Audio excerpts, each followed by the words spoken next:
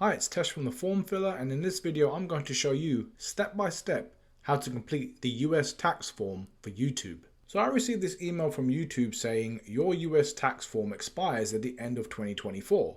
It's time to refresh your US tax form. Creators with expired US tax forms may be subject to a default tax rate of 24% of total earnings worldwide. Every few years, creators need to resubmit their US tax forms in AdSense for YouTube to make sure their information is correct and potential withholding taxes on their earnings are accurate. At the end of this year, your US tax form will expire, so get a head start on filling it out today. This applies to all creators, even if you don't live in the US. Now, as a YouTube creator that does not live in the US, I live in the United Kingdom. So I do need to fill in this tax form to make sure I'm not getting a default tax rate of 24% on all of my total earnings. And if you haven't received this email, it's still worthwhile checking out your AdSense page because it will have the same information there as well. I'll leave a link to the AdSense page in the description box below. Scrolling further down, it says, what should I do?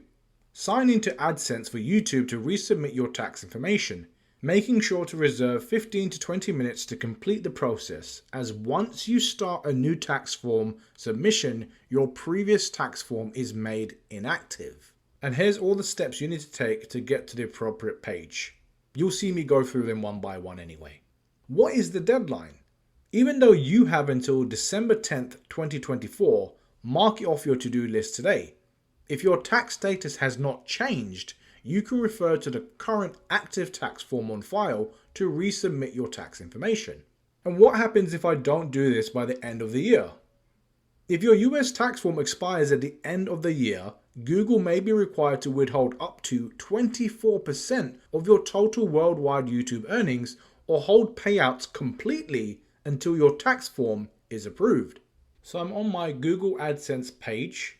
And now I'm going to go ahead and click on the Payments tab on the left-hand side here. It then expands and I'll click on Payments Info. And here in red, it clearly says your tax form expires on December 31st, 2024.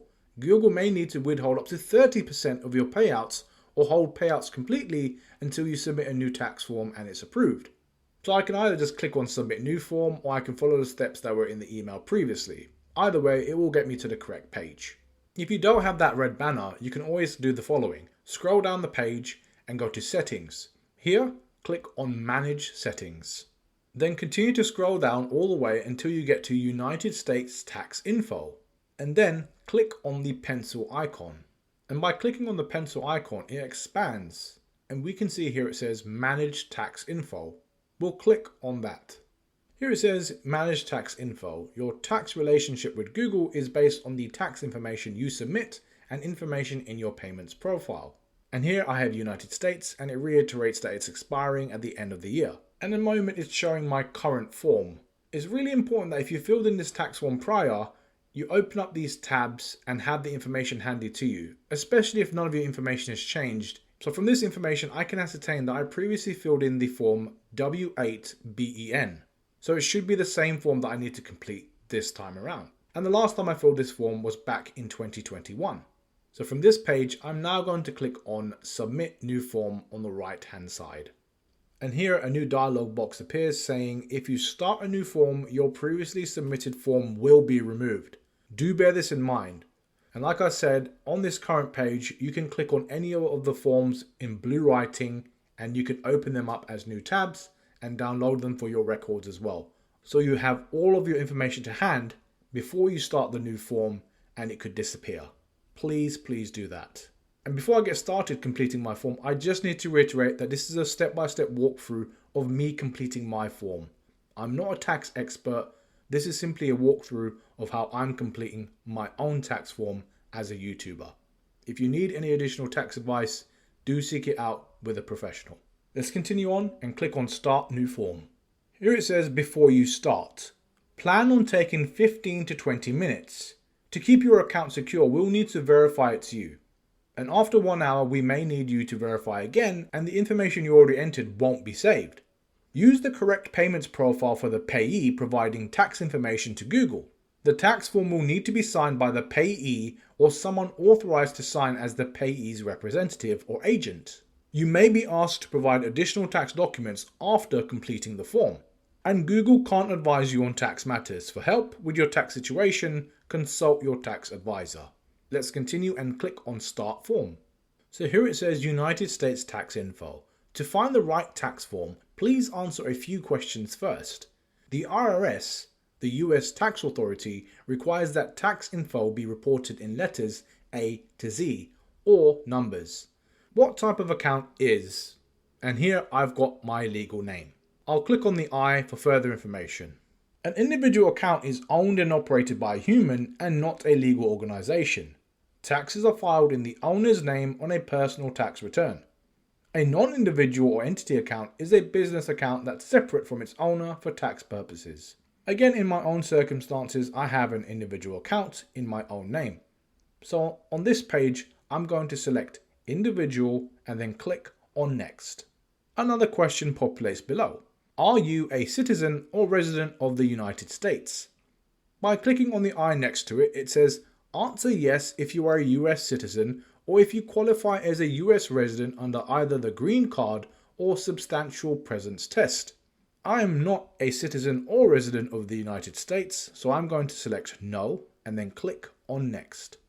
Then it says select W-8 tax form type. Based on your previously selected answers, a W-8 form is needed. And I have two options. W-8-BEN.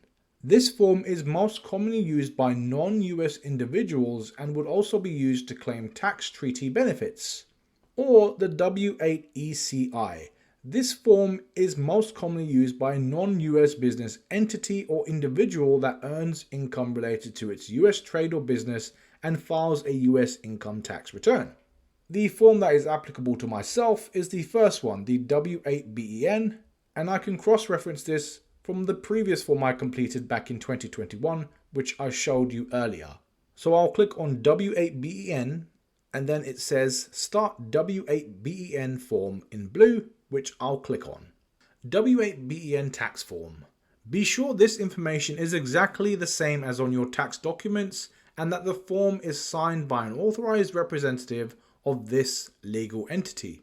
Here it says, number 1, tax identity. Name of individual who is the beneficial owner. By clicking on the I next to this, it says a beneficial owner is the recipient of income for tax purposes. An individual or entity receiving income as a nominee, custodian, or agent of another individual or entity is not a beneficial owner. For these purposes, I am the beneficial owner, so I'll put my full name in this box. Below that it says DBA, doing business as, name or disregarded entity. I'll leave this box blank as it's optional. After that it's country, region of citizenship. So from the drop down, I'll scroll all the way down to United Kingdom and select that as that's the country I'm a citizen of. Taxpayer identification number. A taxpayer identification number, TIN, is an identification number that the IRS requires payees to provide for some tax forms. If you're claiming a tax treaty, you must provide either your foreign TIN or a US TIN. As I'm not a US citizen, I will only have a foreign TIN. As I'm based in the United Kingdom, I actually have two options as to what I provide as a TIN. I can either provide my national insurance number or my UTR. That's my unique taxpayer reference number. Either one of those works fine. I've previously used my national insurance number, so again, in the foreign TIN box, I'll just enter my national insurance number once again, and then click on next. I then go to the next section, address. Permanent residence address. And there's a box to tick if your permanent address is a PO box or in care of address. My permanent residence address is not this, so I'm going to leave that box unticked. Then we scroll down to country, region of residence. It's already populated United Kingdom as I chose that earlier. And then I'm just going to simply enter my full home address in these boxes. I'll also tick the box that says mailing address is same as permanent residence address, as that's correct for my situation. And then go ahead and click on the blue next tab. Next up, step 3, tax treaty. And it says here in blue, United Kingdom and the US have a tax treaty. If you click on more about tax treaties in blue, you'll be able to find out a lot more about tax treaties. Moving on, are you claiming a reduced rate of withholding under a tax treaty? Let's click on the I next to it. The US has income tax treaties with many foreign countries. Under these treaties, certain residents may be eligible to pay a lower US tax rate or not pay US tax at all on some types of income from sources within the US. US tax law may impose a 30% withholding tax on payments that are considered US source income. This tax may be reduced or eliminated for any payee that qualifies under a relevant tax treaty. So I have two options here. No, I am not eligible for a reduced withholding rate, or yes, I am eligible for a reduced withholding rate. Let's see what the I next to that says. Under a tax treaty, several types of income may be exempt from tax or may have a reduced tax rate. Different types of income will have different requirements and limitations for eligibility. I'm going to go ahead and select yes, I am eligible for a reduced withholding rate, as it says it right above in blue. United Kingdom and the US have a tax treaty. Once I've selected yes, I'll click on next. Once I click on yes, it expands and a tick box appears, ticking resident of the following country within the meaning of the income tax treaty between the United States and that country. I'll tick the box, and again from the country drop down, I'll find the United Kingdom and scroll down. Special rates and conditions. You may be exempt or have taxes withheld at a reduced rate on certain income types earned within the US. These reduced rates and exemptions vary among countries and specific income types. Select all that apply to you. You can claim any future income type that you may plan to earn from Google products.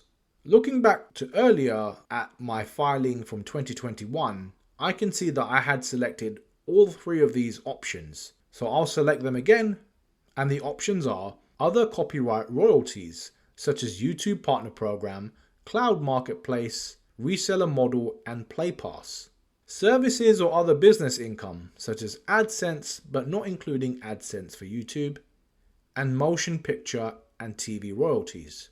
Again, referring to the 2021 filing, I have additional information requested from me, specifically article and paragraph and withholding rate. By clicking on article and paragraph, there's only one option available, so I'll select that. And I know the previous withholding rate was 0%, so I'll select that. And the reason my name meets the terms of the treaty article, the box I'll tick for all three of these options is, as a tax resident of the country identified in the Perjanjian Pajak section, the beneficial owner identified in the Identitas Pajak section meets required terms of the treaty and does not earn other copyright royalties income attributable to a permanent establishment in the United States. So I'll tick all the boxes and make sure that the article and paragraph and the withholding rate is selected. Again, there's only one option for article and paragraph in each of these sections.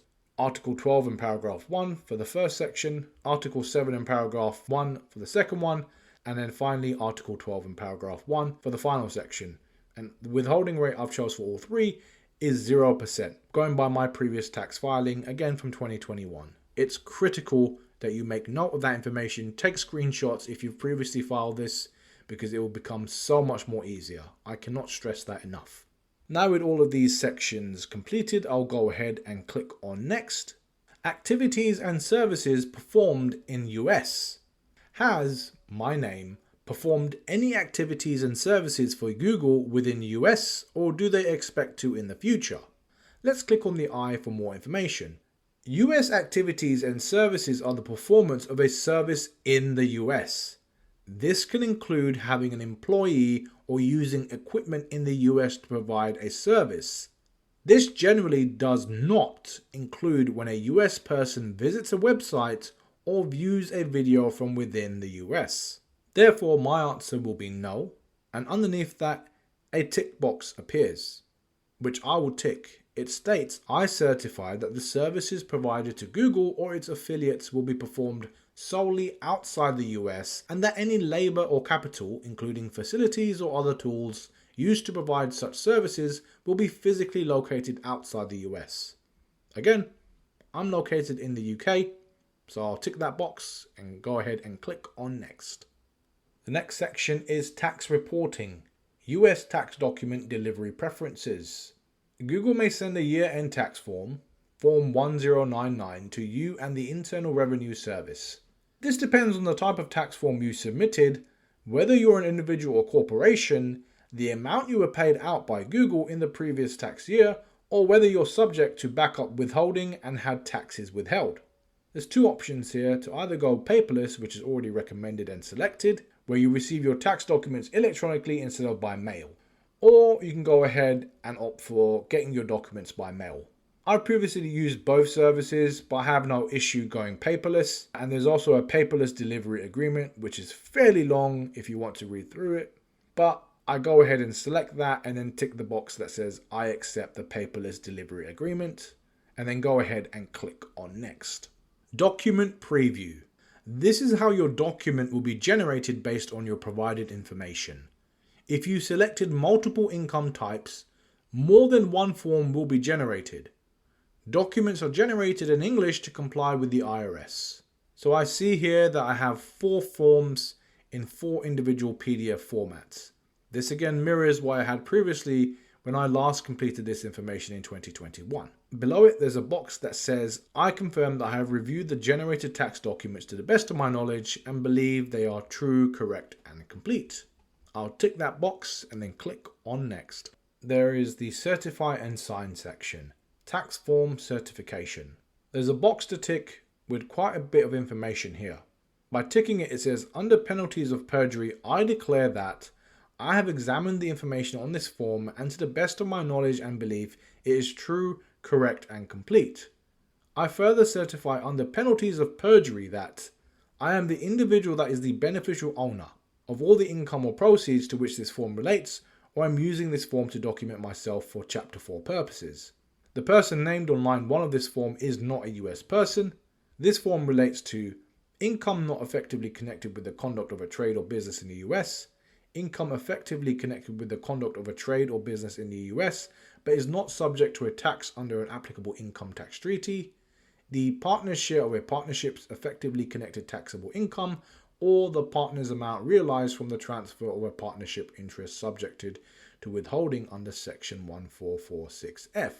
The person named on line 1 of this form is a resident of the treaty country listed on line 9 of the form within the meaning of the income tax treaty between the United States and that country, and for broker transactions or barter exchanges, the beneficial owner is an exempt foreign person as defined in the instructions. Furthermore, I authorize this form to be provided to any withholding agent that has control, receipt, or custody of the income of which I am the beneficial owner, or any withholding agent that can disperse or make payments of the income of which I am the beneficial owner. And that I agree that I will submit a new form within 30 days if any certification made on this form becomes incorrect. So taking all that information in, I'll go ahead and tick the box and scroll down. Here it says unchanged status affidavit. Clicking on the I, it says an affidavit of an unchanged status certifies that the information on the tax form was accurate as of a specific past date. Google collects this affidavit for tax forms that are provided after an account has already been created or paid. The affidavit allows Google to apply the correct withholding tax rate based on the tax form provided for the period covered by the affidavit date. And there is a box that you can tick that says, I certify under penalties of perjury the information and representations in this tax form have not changed and remain true, correct and complete from the entered year to the present time, except as described below. Note, a refund may apply with this tax form results in a lower withholding rate than applied to your prior payments. Refunds are limited to withholding from the current calendar year only. This doesn't apply to me, so I won't be ticking the box, and I'll move on to your signature. I acknowledge that I am signing the tax form above an accompanying affidavit of unchanged status, if applicable, under penalties of perjury. Do you confirm that you are the beneficial owner named in the tax identity section of the form? Beneficial owner name, my name. Two options. Yes, I am the beneficial owner named in the tax identity section, or no, I am not the beneficial owner named in the tax identity section. Here, I'll select yes, and then by confirming my identity, I acknowledge under penalties of perjury, I am signing the tax form and accompanying affidavit of unchanged status, if applicable. The IRS does not require your consent to any provisions of this document other than the certifications required to establish your status as a non-US individual, and if applicable, obtain a reduced rate of withholding. And here in the box it says full legal name, so that's my name. And then I simply click on submit. And now we can see that the information here has been updated. United States, your tax info has been accepted. And now we can see that the information here has been updated to when I filled in this form. And that the new expiry date is at the end of 2027. I then immediately get an email from Google Payments. Your tax information has been approved.